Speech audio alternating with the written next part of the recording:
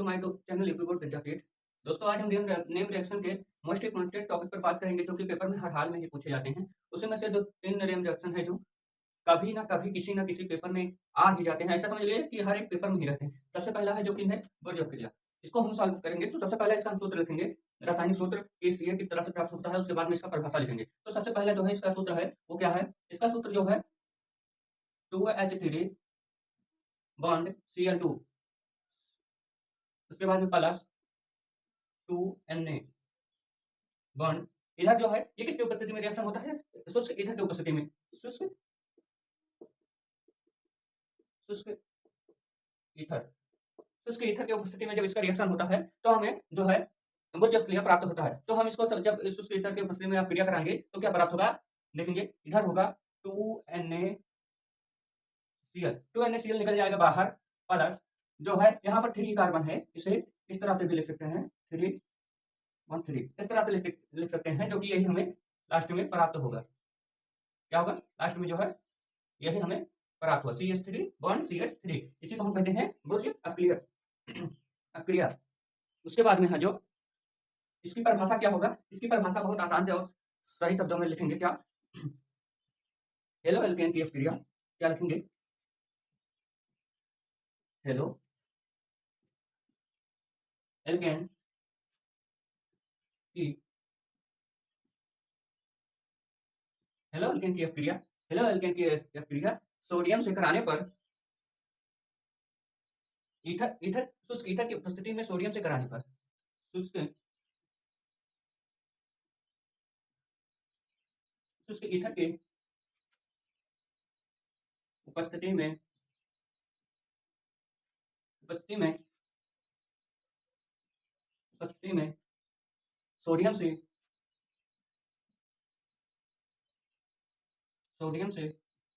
कराने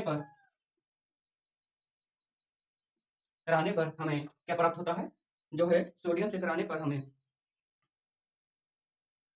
इसे क्या कहते हैं? इसको जब ये दोनों मिल जाएगा, ये दोनों जब मिल जाता है तो हम इसको जो है एल्केन कहते हैं। एल्केन क्या कहते हैं? एल्केन कहते हैं। सोडियम से कराने पर हमें एल्केन प्राप्त होता है। एल्केन प्राप्त होता है। इसी को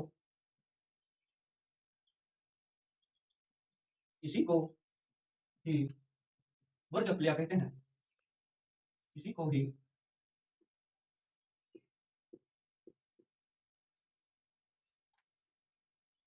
इसी को ही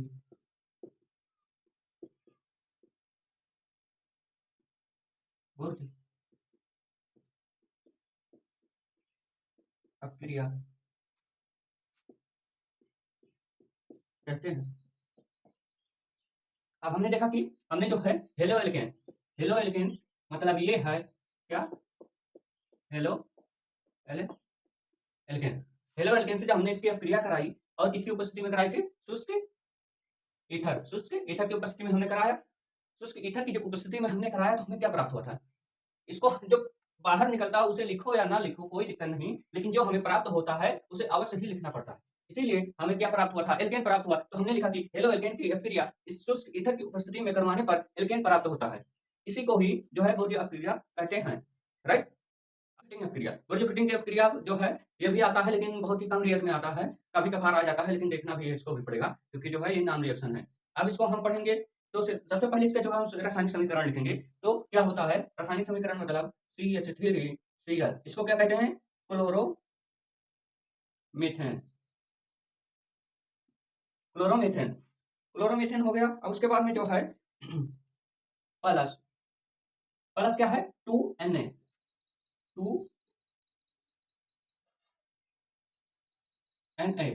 2Na फिर उसके बाद में क्या है? उसके बाद में जो है प्लस CH3 बॉन्ड C6H5 इसे क्या कहते हैं? इसे जो है सॉरी इधर थोड़ा सा मिस्टेक हुआ है, ये क्लोरो होगा Cl। इसको क्या कहते हैं? क्लोरोबेंजीन। क्या कहते हैं? क्लोरोबेंजीन। इसको क्या कहते हैं, क्लोरोबेंजीन। अब जो है शुष्क ईथर की उपस्थिति में ये भी होगा, किसकी उपस्थिति में, शुष्क ईथर शुष्क ईथर की उपस्थिति में इसका भी अभिक्रिया होगा। तो इसमें क्या बनेगा, इसमें सबसे पहले देखो क्या निकाल सकते हैं, क्या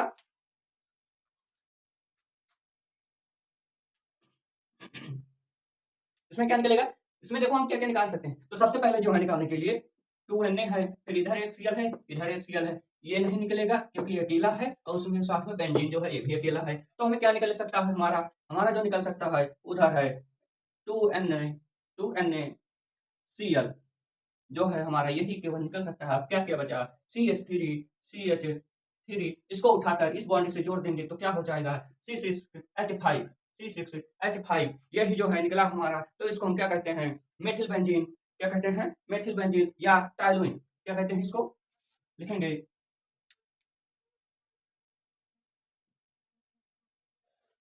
मेथिल बेंजीन या टाइलुइन। ये जो है ये आयुर्वेदिक नाम है, इसे याद रखना हमेशा, टाइलुइन को क्या, टाइलुइन, इसको हमेशा याद रखना। ये हो गया, सिंपल सी बात होगी ना। अब इसके बाद में क्या करेंगे, इसकी जो है हम परिभाषा लिखेंगे। इसकी परिभाषा लिखने के लिए हम इधर ही लिख देते हैं, ये छोटी सी जगह में आ जाएगा। तो क्या करेंगे, लिखेंगे halo alkane, hello hello alkane से अपक्रिया कराने पर, हेलो एल्केन से अपक्रिया कराने पर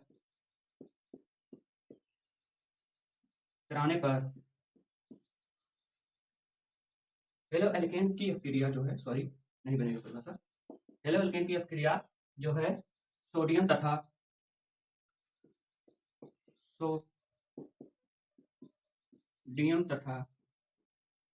सोडियम तथा क्लोरोबेंजीन के साथ, सोडियम तथा क्लोरोबेंजीन के साथ शुष्क ईथर की उपस्थिति में,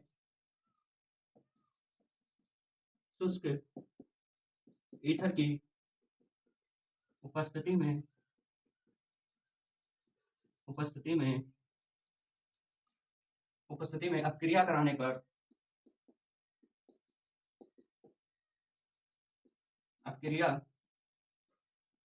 कराने पर जब शुष्क ईथर की उपस्थिति में अपक्रिया कराते हैं तो हमें क्या प्राप्त होता है, मेथिल बेंजीन प्राप्त होता है। कराने पर मेथिल बेंजीन, मेथिल बेंजीन प्राप्त होता है। इसी को हम क्या कहते हैं, बुर्ज फिटिंग अपक्रिया कहते हैं, राइट। अब ये हो गया। अब इसके बाद वाला आ गया डार्जन अपक्रिया। पिछले 4 सालों से लगातार आ रहा है क्योंकि इसका हमें हमारे पास प्रूफ है, क्योंकि जो है 2025 का पेपर है और ये 2024 का पेपर है। इन दोनों में जो है पूछा गया है वही अपक्रिया हम पढ़ाएंगे और फालतू का अपक्रिया नहीं। तो अब की बार जो है हम किसको पढ़ेंगे, डार्जन अपक्रिया को। तो डार्जन अपक्रिया में जो है क्या उसका रासायनिक सूत्र क्या होगा, देखेंगे CH3 बॉन्ड CH3CH2 बॉन्ड जो है क्या होगा, OH। इसको क्या कहते हैं, सबसे पहले ये जाने, क्योंकि रासायनिक सूत्र लिख देंगे तो हमें ये नहीं पता रहेगा इसको कहते क्या है। तो हम सबसे पहले जो है हम जानेंगे कि क्या कहते हैं इसको। इसको क्या कहते हैं, इसको एथेनॉल कहते हैं, क्या एथेनॉल, इसको एथेनॉल, एथेनॉल कहते हैं, एथेनॉल प्लस जो है क्या है 2SO, 2SO सॉरी 2SO नहीं होगा, SOCl2, इसे क्या कहते हैं। ये जो है ये मेन टॉपिक है क्योंकि ये 2 क्वेश्चन में आया था। एक में इसका नाम पूछा गया था 1 नंबर का था और एक में इसका सूत्र पूछा गया था वो भी 1 नंबर का था, इन्हीं दोनों पेपरों में। तो इसको क्या कहते हैं, इसको क्या कहते हैं जो है, इसको थायोनिल कहते हैं, थायोनिल क्लोराइड कहते हैं। क्या कहते हैं इसको, जो है ये thionyl, thionyl chloride, thionyl chloride कहते हैं। ये जो है ये बहुत बेसिक सा चीज़ है और बहुत इंपॉर्टेंट चीज़ है, क्योंकि इसका जो है थायोनिल क्लोराइड का अब यहाँ से जो है उपयोग चालू हो गया है, आगे तक का इसका उपयोग जाएगा। तो इस चीज़ को ध्यान में रखते हुए हमें चलना है। उसके बाद में जो है किसके उपस्थिति में होगा बॉन्ड, किसके उपस्थिति में? प्रीडीन। प्रीडीन क्या होता है? एक प्रकार का इस तरह से एक ऐसा जो है बेंजीन बना रहता है जिस पर हर कोने पर CC कार्बन रहता है। कार्बन रहता है, इसको कहते हैं पिरिडीन। क्या कहते हैं? पिरिडीन। पिरिडीन की उपस्थिति में जब हम इसका अवकलन कराएंगे, क्रिया कराएंगे तो क्या होगा? उसी को हमें प्राप्त करना है, तो क्या प्राप्त होगा उसको देखेंगे। तो हमें क्या प्राप्त होगा, हमें क्या प्राप्त हो सकता है, उससे पहले हम देखेंगे जो है डार्जन क्रिया से क्या प्राप्त होना चाहिए। ये नहीं देखेंगे कि हमें किस चीज का जो है उपयोग नहीं करना, हमें एक चीज देखना है कि हमें किस चीज का उपयोग करना है। तो सबसे पहले जो है इधर इसको ले आइए, जो एक Cl है ना, तो सबसे पहला जो है इधर लिखेंगे हम CH3CH2 बॉन्ड Cl प्लस एक इधर भी जाएगा, तो 2 Cl है, इसीलिए एक क्या होगा, एक Cl जो है CH3 और CH2 के साथ निकलेगा और एक Cl जो है वो HCl के साथ निकलेगा।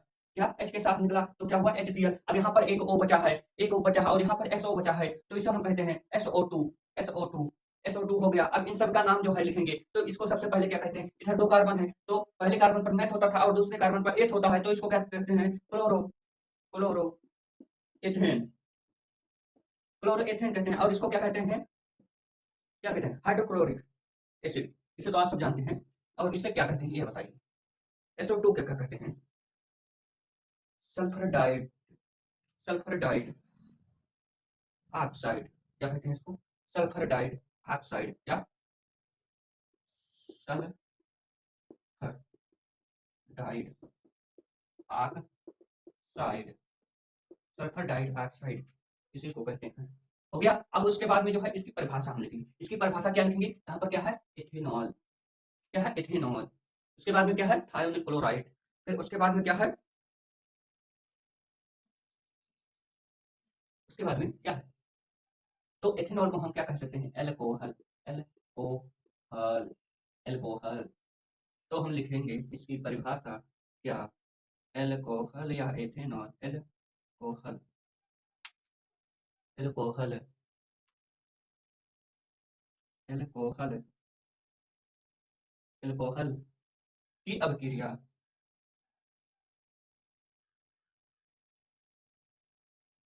एल्कोहल की अभिक्रिया इसके साथ कराने पर थायोनिल क्लोराइड थायोनिल क्लोराइड के साथ तथा नहीं है तो क्यों नहीं, थायो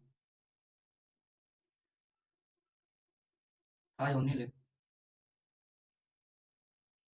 क्लोराइड के साथ कराने पर प्रीडेंट की उपस्थिति में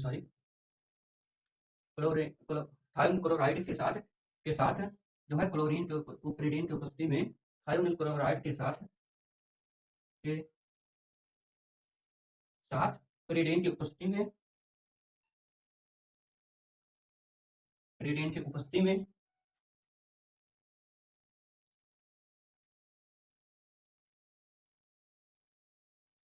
में कराने पर क्या हमें प्राप्त होता है, क्लोरोमेथेन इथेन